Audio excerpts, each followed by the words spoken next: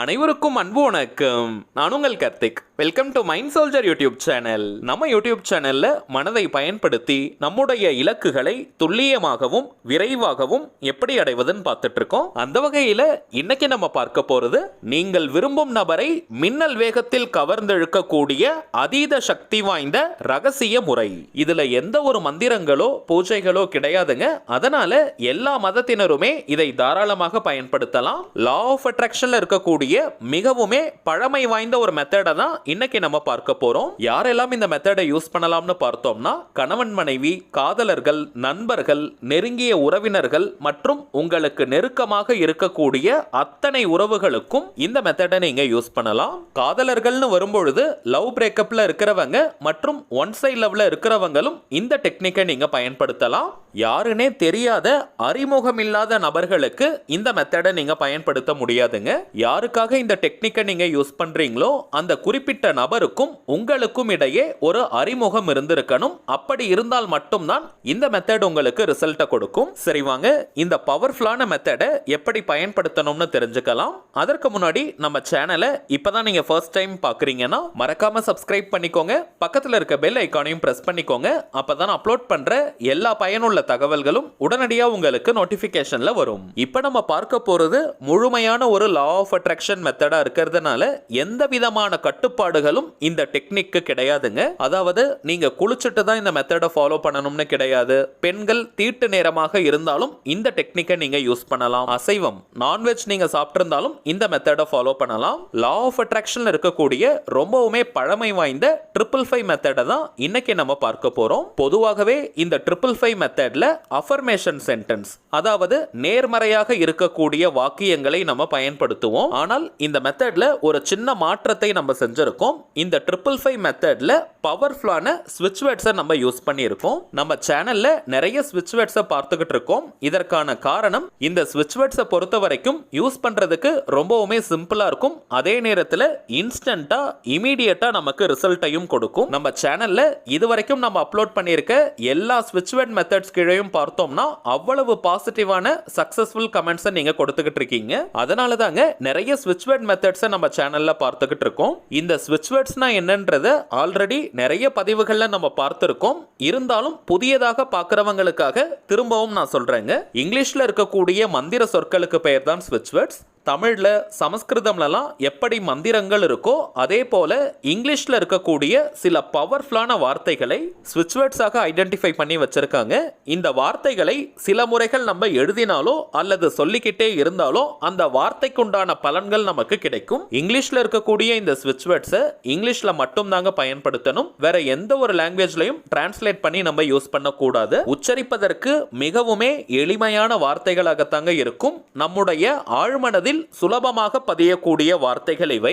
எந்த ஒரு விஷயமோ அல்லது கருத்தோ நம்முடைய ஆழ்மனதில் பதிந்து விட்டால் அது நம் வாழ்க்கையின் நிஜங்களாக மாறும். அதை யார் நினைச்சாலுமே தடுத்து நிறுத்த முடியாது. இந்த ஸ்விட்ச் வேர்ட்ஸை பொறுத்த வரைக்கும் அதற்கான அர்த்தம் தெரிந்து பயன்படுத்தினாலும் சரி, அர்த்தம் தெரியாமல் நம்ம பயன்படுத்தினாலும் சரி, அந்த வார்த்தைக்குண்டான முழு பலன்களும் நமக்கு கிடைக்கும். வாழ்க்கையின் எல்லா விதமான தேவைகளுக்குமே தனித்தனியா ஸ்விட்ச் வேர்ட்ஸ் இருக்குங்க. இப்ப நம்ம பார்க்க போகும் இந்த வார்த்தையை பயன்படுத்தும் பொழுது நீங்கள் விரும்பும் நபரை மின்னல் வேகத்தில் கவர்ந்தெழுக்க முடியும். அடுத்ததா இந்த 555 மெத்தட்னா என்னன்றது உங்க நிறைய பேருக்கு தெரிஞ்சிருக்கும். தெரியாதவங்களுக்காக நான் சொல்றேங்க. நேர்மறையான வாக்கியங்கள் அல்லது ஸ்விட்ச் வேர்ட்ஸை நம்ம எடுத்துக்கணும். ஒரு நாளைக்கு 55 முறைகள்னு 5 நாளைக்கு தொடர்ந்து நம்ம அதை எழுதணும். இந்த மெத்தடுக்கு பேர் தாங்க 555 மெத்தட். இந்த 555 அப்படின்றது one of the angel number. நம்முடைய மேனிஃபெஸ்டேஷனை ரொம்ப ஃபாஸ்டா இயங்க வைக்கக்கூடிய நம்பர் இது. இப்ப நம்ம பார்க்க போகும் இந்த பவர்ஃபுல்லான வார்த்தைகளை ஒரு நாளைக்கு 55 டைம்ஸ் 55 முறைகள்னு 5 நாட்களுக்கு தொடர்ந்து நம்ம எழுதணும். நடுவில் ஒரு நாள் கூட பிரேக் எடுக்க கூடாதுங்க. அதுதான் இந்த மெத்தட்ல ரொம்பவுமே முக்கியமான விஷயம். இன்கேஸ் ஒரு நாள் நீங்க பிரேக் எடுத்துட்டாலும் கூட திரும்பவும் ஃபர்ஸ்ட்ல இருந்து இந்த மெத்தடை நம்ம ஸ்டார்ட் பண்ணணும். எந்த நாள் எந்த கிழமை வேணாலும் நம்ம ஸ்டார்ட் பண்ணலாம். ஒரு எக்ஸாம்பிளுக்கு நான் சொல்றேங்க. மண்டே நீங்க ஸ்டார்ட் பண்ணீங்கன்னா ஃப்ரைடேவோட இந்த மெத்தடை நம்ம கம்ப்ளீட் பண்ணணும். இந்த மெத்தடை ஃபாலோ பண்றதுக்கு நோட் புக், டைரி அல்லது பேப்பர்ஸ் கூட நீங்க யூஸ் பண்ணிக்கலாம். ரூல்டு அன்ரூல்டு மெத்தட்னு எதை வேணா நீங்க யூஸ் பண்ணிக்கலாம். ஆல்ரெடி வேற ஏதாவது லா ஆஃப் அட்ராக்ஷன் மெத்தட்ஸ்க்கு நீங்க நோட் புக் யூஸ் பண்றீங்கன்னா அதையே கூட இந்த மெத்தடுக்கும் நீங்க பயன்படுத்திக்கலாம். கசங்கி போன, கிழிந்து போன அல்லது பழைய நோட் புக் பேப்பர்ஸ் எல்லாம் நீங்க யூஸ் பண்ணாதீங்க. நெக்ஸ்ட், எழுதுறதுக்கு கிரீன் கலர் அல்லது ப்ளூ கலர் பென்னை நீங்க பயன்படுத்திக்கோங்க. கிரீன் அல்லது ப்ளூ கலர்ல எழுதக்கூடிய பென், பென்சில், மார்க்கர், ஹைலைட்டர், ஸ்கெட்ச்னு எதை வேணா நம்ம யூஸ் பண்ணிக்கலாம். அடுத்ததாக டைமிங்ஸ் பார்த்தோம்னா, எந்த நேரத்தில் நீங்க ரொம்பவுமே ரிலாக்ஸ்டா அமைதியா இருப்பீங்களோ அந்த நேரத்தில் இந்த மெத்தடை நீங்க பயன்படுத்துங்க. நீங்க ரொம்ப பரபரப்பா பிஸியா இருக்கக்கூடிய நேரத்தில் இந்த மெத்தடை யூஸ் பண்ணாதீங்க. அமைதியா இருக்கக்கூடிய நேரத்தில் தாங்க நம்முடைய ஆழ்மனம் விழிப்பு நிலையில இருக்கும். ஸோ அந்த டைம்ல இந்த மெத்தடை யூஸ் பண்ணும் பொழுது மின்னல் வேகத்தில் நமக்கு ரிசல்ட் கிடைக்கும். தினமும் ஒரே நேரத்தை தான் ஃபாலோ பண்ணணும்னு கிடையாதுங்க. அதே போல தினமும் நீங்க எழுதும் அந்த பேப்பர் அல்லது நோட் புக்கை எழுதினதற்கு பிறகு சேஃப்டியான ஒரு இடத்துல வச்சிருங்க. உங்களை தவிர வேற யாருமே நீங்க எழுதி வச்சிருக்கிறத பார்க்க கூடாது. சோ தினமுமே நீங்க எழுதி முடிச்சதும் சேஃப்டியான ஒரு இடத்துல வச்சிருங்க. அடுத்த முக்கியமான விஷயம், ஒவ்வொரு முறையும் இந்த ஸ்விட்ச் வேர்ட்ஸை நீங்க எழுதும் பொழுது உங்களுடைய உணர்வு நிலை எப்படி இருக்கணும்னு பார்த்தோம்னா, நீங்கள் விரும்பும் அந்த குறிப்பிட்ட நபர் நீங்க நினைக்கிறத போல உங்ககிட்ட நடந்துக்கிட்டாங்கன்னா எந்த அளவிற்கு ஹாப்பியா நீங்க ஃபீல் பண்ணுவீங்களோ அந்த மகிழ்ச்சியான உணர்வு நிலையை எக்ஸாக்டா அப்படியே நீங்க கொண்டு வரணும். அந்த மகிழ்ச்சியான உணர்வு நிலையோட தாங்க இப்ப நம்ம பார்க்க போகும் இந்த மந்திர வார்த்தைகளை நீங்க எழுதணும். இது ரொம்பவுமே முக்கியமான ஒரு சீக்ரெட். அதே போல இந்த மெத்தட்ல இருக்கக்கூடிய இன்னொரு முக்கியமான விஷயம் எண்ணிக்கை. ஒரு நாளைக்கு 55 முறைகள் மட்டும் தாங்க நீங்க எழுதணும். அதிகமாகவும் இருக்கக்கூடாது, குறைவாகவும் இருக்கக்கூடாது. அதனால நம்பர்ஸ் போட்டுட்டே நீங்க எழுதுங்க. 1 2 3 போட்டுட்டே நீங்க எழுதிட்டு வாங்க.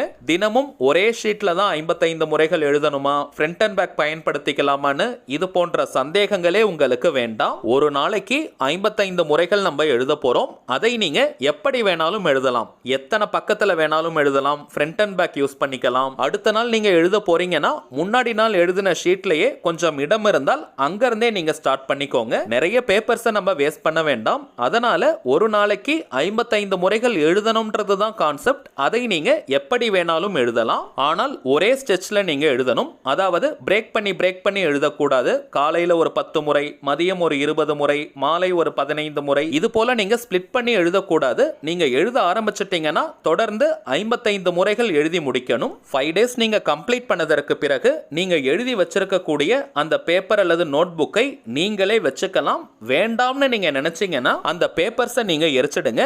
நோட் புக்ல நீங்க எழுதி இருந்தாலும் அந்த பேப்பர்ஸை மட்டும் கிழிச்சு அதை நீங்க எரிக்கலாம். 5 டேஸ் நீங்க கம்ப்ளீட் பண்ணதற்கு பிறகு 6th டேல இருந்து என்னைக்கு வேணாலும் இந்த பேப்பர்ஸை நீங்க எரிக்கலாம். ஆனால் எரிப்பது கட்டாயம் கிடையாதுங்க.